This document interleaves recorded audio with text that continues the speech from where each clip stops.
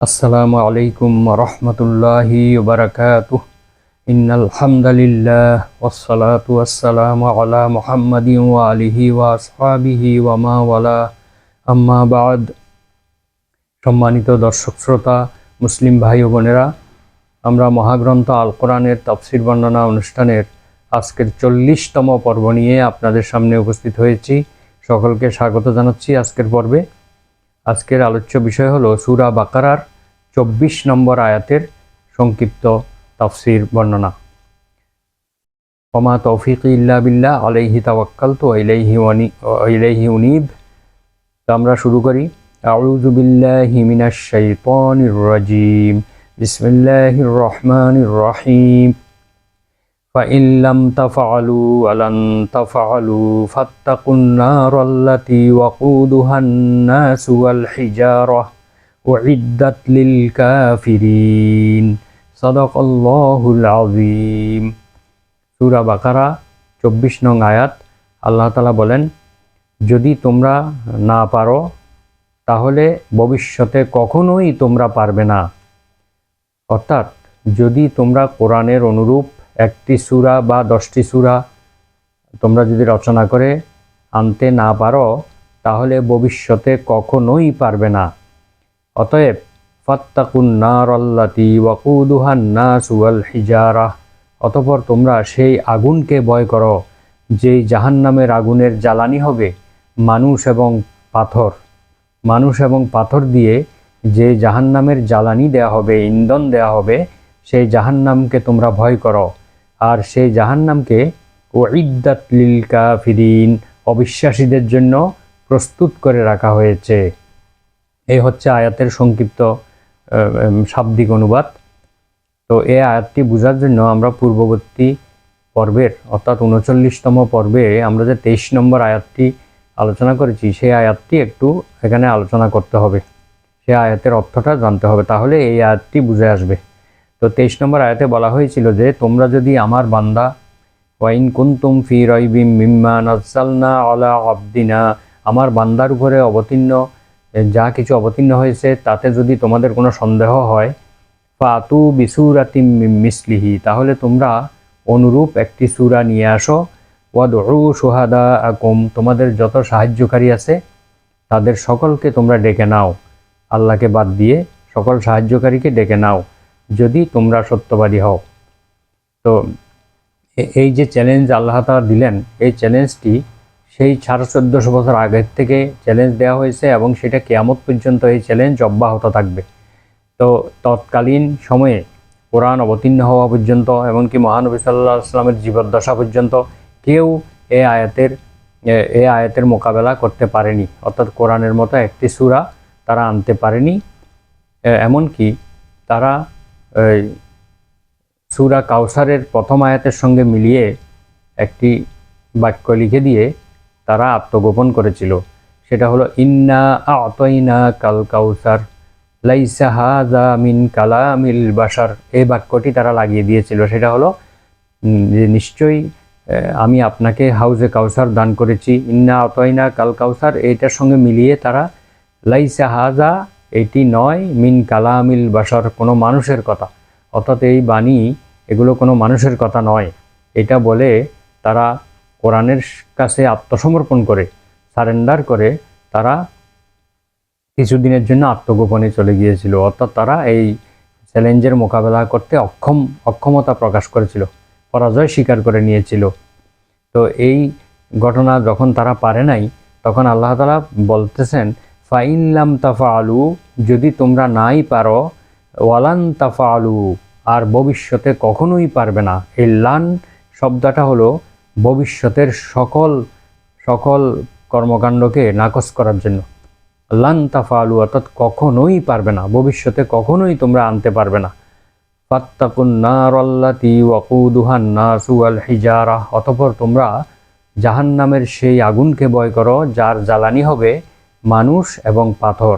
যে জাহান্নামকে উত্তপ্ত করা হবে মানুষকে দিয়ে এবং পাথরকে দিয়ে। উইদ্দাত লিল কাফিরিন, যেটা কাফেরদের জন্য প্রস্তুত রাখা হয়েছে। তো এই যে আল্লাহ বলেছেন যে কখনোই তোমরা পারবে না, সেই কথার সত্যতা আজকে বারংবার প্রমাণিত হচ্ছে।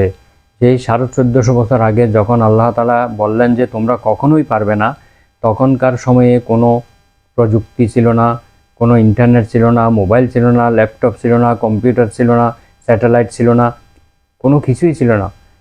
এমনকি বর্তমানে সবচেয়ে বেশি যেটা প্রযুক্তি, আর্টিফিশিয়াল ইন্টেলিজেন্স বা এআই, এই এআই এর মাধ্যমে মানুষ অনেক কিছু জানতে পারতেছে, অনেক কাজ সহজ হয়ে গিয়েছে, কিন্তু সেগুলোও ছিল না, কিছুই ছিল না। এমন সময়ের সেই মোকাবেলা, সেই চ্যালেঞ্জ আজকের এই চরম তথ্য প্রযুক্তির উৎকর্ষতার যুগে এসেও যখন কোরআনের অনুরূপ একটি সূরা, একটি আয়াতও কেউ তৈরি করতে পারেনি, তাহলে বোঝা যাচ্ছে যে এটা কিয়ামত পর্যন্ত আর কখনোই পারবে না। আল্লাহর কথাই সত্য, আল্লাহর কথাই সত্য।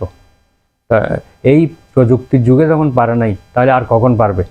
যদি পারতো তাহলে এতদিনে তারা নিয়েই আসতো।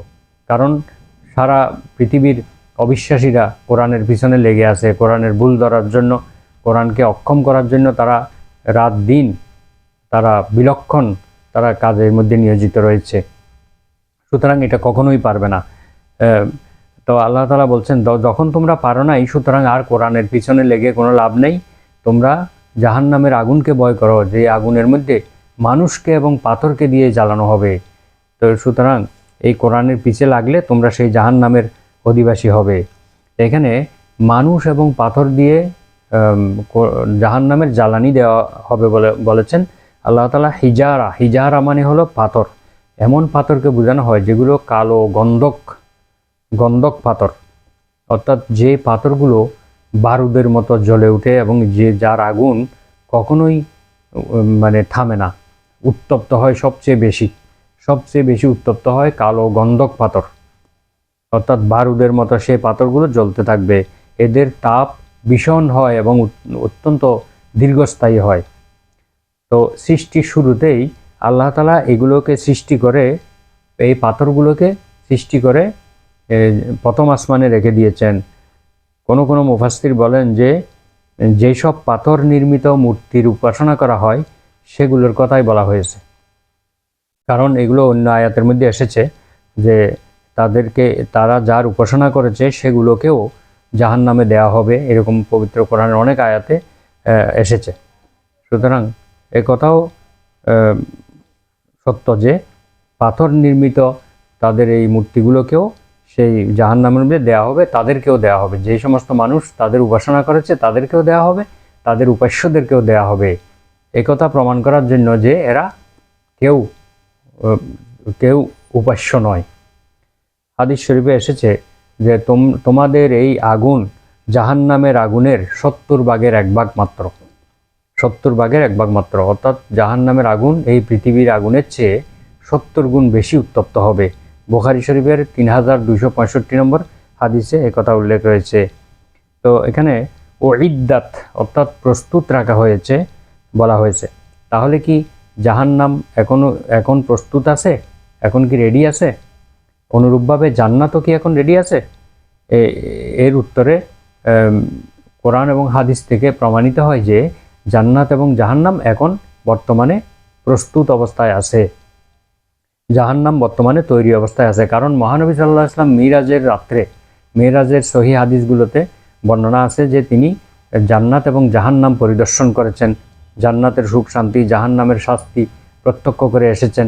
সুতরাং এই হাদিস দ্বারাও প্রমাণিত যে জান্নাত জাহান্নাম বর্তমানে প্রস্তুত অবস্থায় আছে।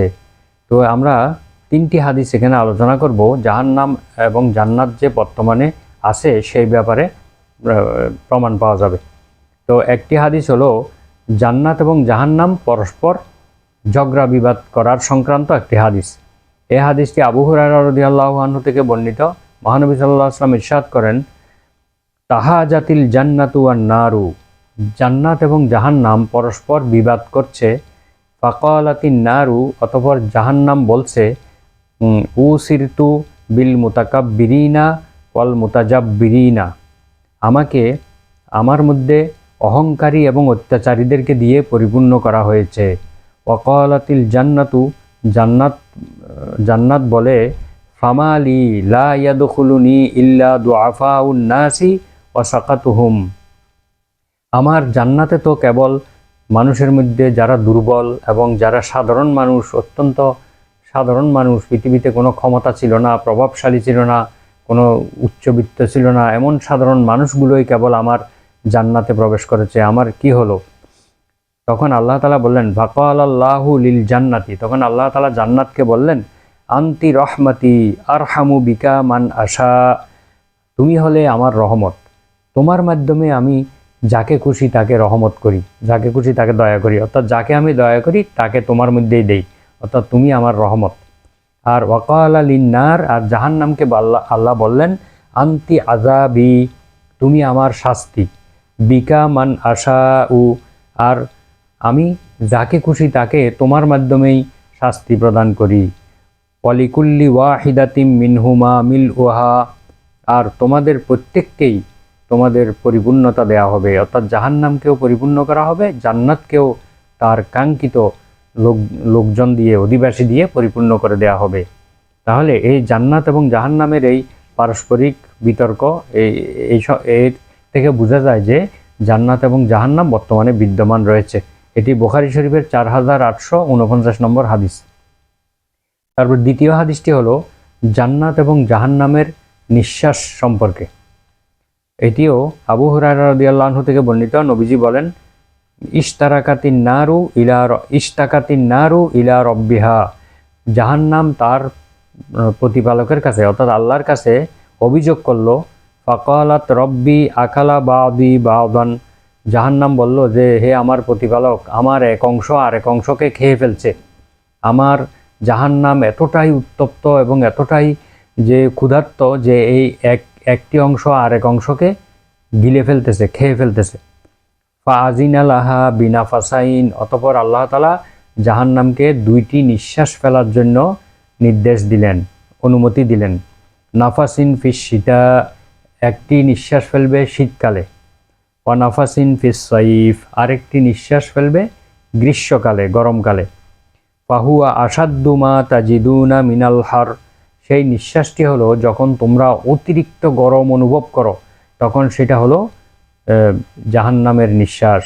ওয়া আসাদ্দু মা তাজিদুনা মিনাল জামহারির, আর শীতের সময় যখন তোমরা তীব্র শীত, প্রচণ্ড শৈত্য প্রবাহ যখন তোমরা অনুভব করো, তখন সেটা হলো জাহান্নামের নিঃশ্বাস। আর অন্য একটি হাদিসে আছে ইন্না শিদ্দাতাল হাররে মিন ফাইহি জাহান্নাম, অতিরিক্ত গরম এটা হলো জাহান্নামের নিঃশ্বাস। তাহলে বোঝা গেল যে জাহান্নাম, আগুনের জাহান্নামও আছে, অনুরূপভাবে শীতল জাহান্নামও আছে, বরফের জাহান্নামও আছে, এবং এই দুই জাহান্নাম দুইবার নিঃশ্বাস ফেলে, বছরে দুইবার নিঃশ্বাস ছাড়ে, একবার গরমের সময় একবার শীতের সময়। তখন আমরা তীব্র গরম অনুভব করি, আবার শীতের সময় আমরা তীব্র শীত অনুভব করি। তাহলে এইটা দ্বারাও বোঝা যায় যে জান্নাত এবং জাহান্নাম বর্তমানে বিদ্যমান রয়েছে। আরেকটি হলো, তৃতীয় হাদিসটি হলো জাহান্নামের উপর থেকে একটি পাথর নিক্ষেপ করা হয়েছিল, সেই পাথরটা সেটা জাহান্নামের তলদেশে পৌঁছা সম্পর্কে। এটা আন আব্দুল্লাহ ইবনে মাসউদ রাদিয়াল্লাহু আনহু ক্বালা ক্বালা রাসূলুল্লাহ সাল্লাল্লাহু আলাইহি ওয়াসাল্লাম, আব্দুল্লাহ ইবনে মাসউদ রাদিয়াল্লাহু আনহু থেকে বর্ণিত, তিনি বলেন মহানবী সাল্লাল্লাহু আলাইহি ওয়াসাল্লাম ইরশাদ করেছেন কুন্না মা রাসূলিল্লাহি সাল্লাল্লাহু আলাইহি ওয়াসাল্লাম, আমরা একদিন মহানবী সাল্লাল্লাহু আলাইহি ওয়াসাল্লামের সঙ্গে ছিলাম। ফাসামি'না ওয়াজাবাতুন, তখন আমরা একটা বিরাট একটা শব্দ শুনতে পেলাম, কোনো কিছু পড়ে যাওয়ার শব্দ শুনতে পেলাম। ফাকালান নবী সাল্লাল্লাহু আলাইহি ওয়াসাল্লাম আতাদরুনা মা হাযা, নবীজি তখন সাহাবীদেরকে জিজ্ঞেস করলেন তোমরা কি জানো এই আওয়াজটা কিসের? এই যে একটা বিকট শব্দ তোমরা শুনতে পেলে, এই শব্দটা কিসের তোমরা কি জানো? কুলনা আল্লাহু ওয়া রাসূলুহু আ'লামু, আব্দুল্লাহ ইবনে মাসউদ রাদিয়াল্লাহু আনহু বলেন আমরা বললাম আল্লাহ এবং আল্লাহ রাসূলই ভালো জানেন, এটা কিসের শব্দ আমরা জানি না, আল্লাহ এবং আল্লাহ রাসূলই ভালো জানেন। ক্বালা হাযা হাজারুন রুমিয়া বিহি ফিন্নারে মুনযু সাবঈনা সানাতান, এটা হলো এমন একটি পাথর যে পাথরটি জাহান্নামের উপর থেকে 70 বছর পূর্বে ফেলা হয়েছিল, নিক্ষেপ করা হয়েছিল। 70 বছর পূর্বে জাহান্নামের উপরের থেকে নিক্ষেপ করা হয়েছিল। ফাহুয়া ইয়াহবি ফিন্নারি আল আন হাত্তা ইনতাহা ইলা কারিহা, সেই পাথরটি এইমাত্র এইমাত্র জাহান্নামের তলদেশে গিয়ে পড়ছে। এটাই হচ্ছে সেই পাথরের পড়ার শব্দ। তাহলে এই হাদিসটি থেকে বোঝা যায় জাহান্নামের গভীরতা কত বেশি হবে। আযানাল্লাহু মিন যালিক, আল্লাহ তাআলা আমাদেরকে এই সমস্ত জাহান্নামের আযাব থেকে রক্ষা করুন। আমাদেরকে এই জাহান্নামের ভয় আমাদের অন্তরের মধ্যে প্রতিষ্ঠিত করে দিন। তাহলে বোঝা যাচ্ছে যে জাহান্নামের গভীরতা কত বেশি, এবং এটা জাহান্নাম এবং জান্নাত যে এখনও বিদ্যমান রয়েছে, আল্লাহ তাআলা এগুলোকে অনেক আগে থেকেই সৃষ্টি করে রেখেছেন, এটাই প্রমাণিত হলো এই 3টা হাদিসের মাধ্যমে। তাহলে এই আয়াত থেকে আমরা যে শিক্ষা পেলাম তা হলো যে আল্লাহ তাআলা বললেন যে কিয়ামত পর্যন্ত এই কোরআনের মোকাবেলা কেউ করতে পারবে না এবং কোরআনের অনুরূপ কোনো সূরা বা আয়াত আনতে পারবে না। এটা আমাদেরকে বিশ্বাস করতে হবে। কেউ আনতে পারবে বা চেষ্টা করলে পারবে, এই ধরনের বিশ্বাস করলে তার ঈমান থাকবে না। অর্থাৎ আমাদেরকে কোরআনে যা বলা হয়েছে সেভাবে বিশ্বাস করতে হবে। কোরআনের মোকাবেলা কেউ করতে পারবে না এবং কোরআনের অনুরূপ কোনো সূরা কেউ আনতে পারবে না। সুতরাং এই ব্যর্থ চেষ্টা না করে, কোরআনের পিছনে না লেগে আমরা কোরআনকে বিশ্বাস করব এবং কোরআনের অনুরূপ আমল করব এবং জাহান্নামের আগুনকে ভয় করব, যে আগুনকে উত্তপ্ত করা হবে মানুষ এবং পাথর দিয়ে। আর এটা অলরেডি প্রস্তুত করে রাখা হয়েছে অবিশ্বাসীদের জন্য। তাহলে আমরা এই আয়াতের অনুযায়ী আমল করব এবং আয়াতের শিক্ষাকে আমরা আমাদের জীবনে বাস্তবায়ন করব, এই আশাবাদ ব্যক্ত করে আজকের আলোচনা এখানে শেষ করছি।